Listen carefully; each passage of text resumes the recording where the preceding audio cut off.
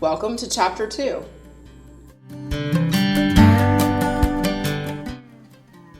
In the last session, we discussed crime and intelligence analysis and its role in more efficient and effective decision-making for operations personnel. Patrol functions are a necessary and central function in all law enforcement agencies. Although many patrol functions revolve around simply responding to calls for service and conducting preliminary investigations. This session will address common patrol calls for service scenarios, where patrol operations often end, but where crime and intelligence analysis begins, which provide a variety of benefits that flow back to patrol operations. As you think about the majority of calls for service types that your officers or deputies respond to, nuisance calls for service will likely come to mind. As a common scenario I want to run through here, your officer or deputy is dispatched to a loitering call for service at a local convenience store. The officer or deputy identifies the person and per policy asks them to leave the premises. 6 hours later, another officer or deputy in your department is dispatched to an individual loitering at a grocery store.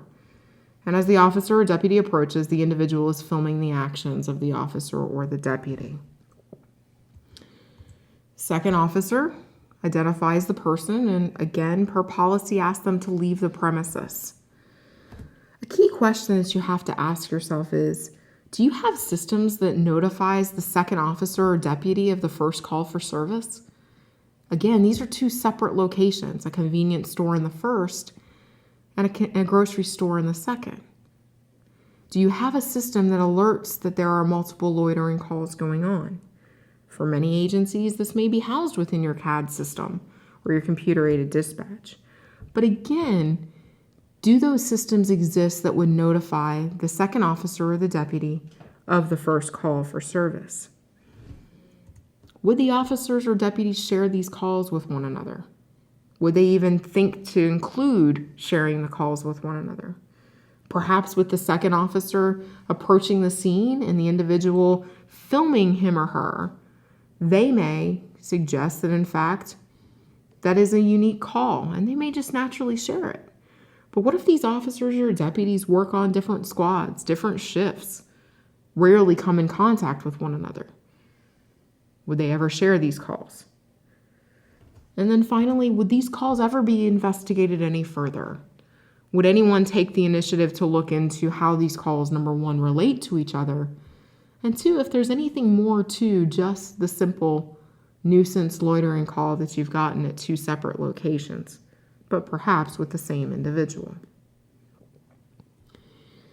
From these sources, the analyst is really trying to pick up and use information that is limited, such as the date, the time, location, person information, and maybe the description of the individual or the comments that the officers or deputies have entered into the system. To take this information, the analyst is truly able to close the gap in your systems not making notification to the second officer or deputy. The analyst is able to provide you the fact that two calls have occurred related to a similar topic with an individual that is similar, but that would have never been notified in your systems. Your CAD system or your computer-aided dispatch would never have notified the second officer or deputy.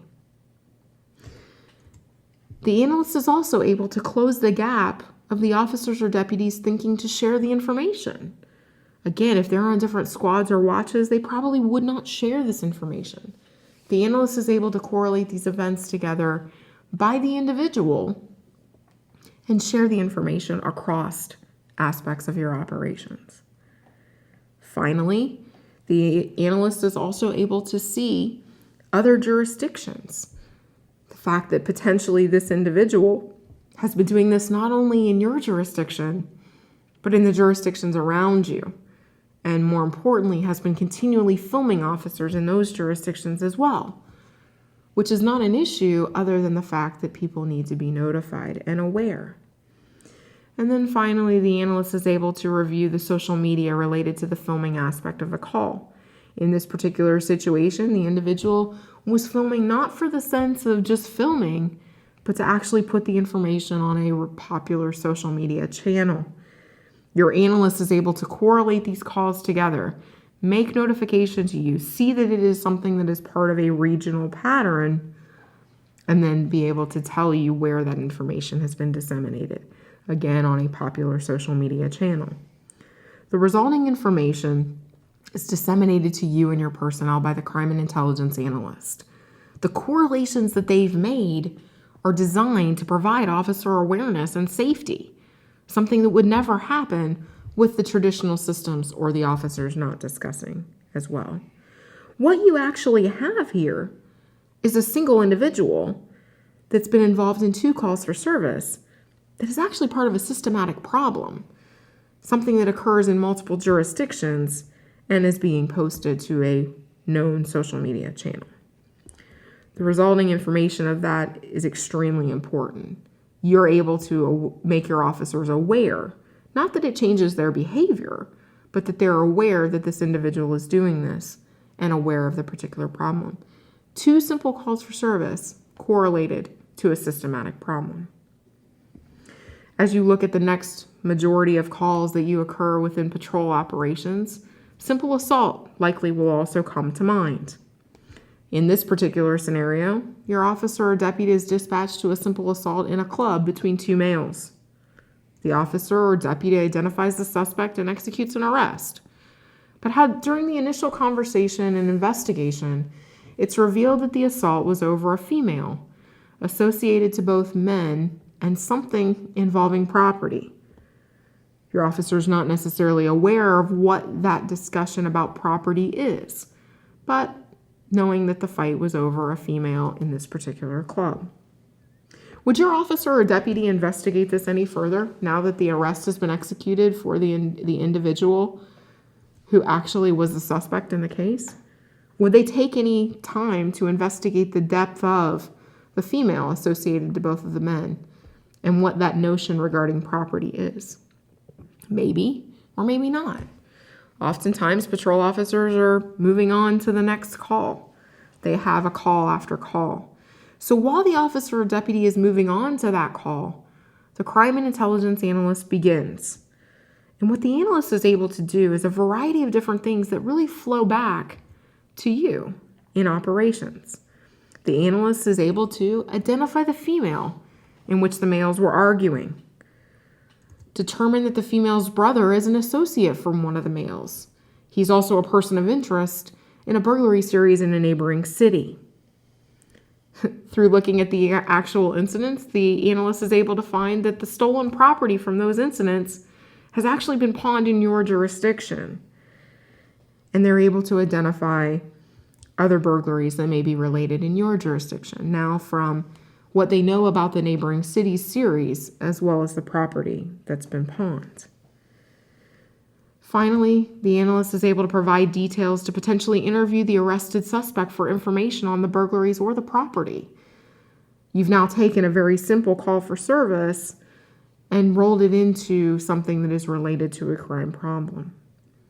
The resulting information is disseminated to you and your personnel by the crime and intelligence analyst. They make you aware of a simple assault call for service that generates leads in a burglary series, not only in your jurisdiction, but the neighboring one as well. And they're able to identify that what originated as simply a fight led to identifying not just the single suspect that was arrested, but a group of individuals related to a known crime problem. Patrol operations often also deal with shoplifting calls for service.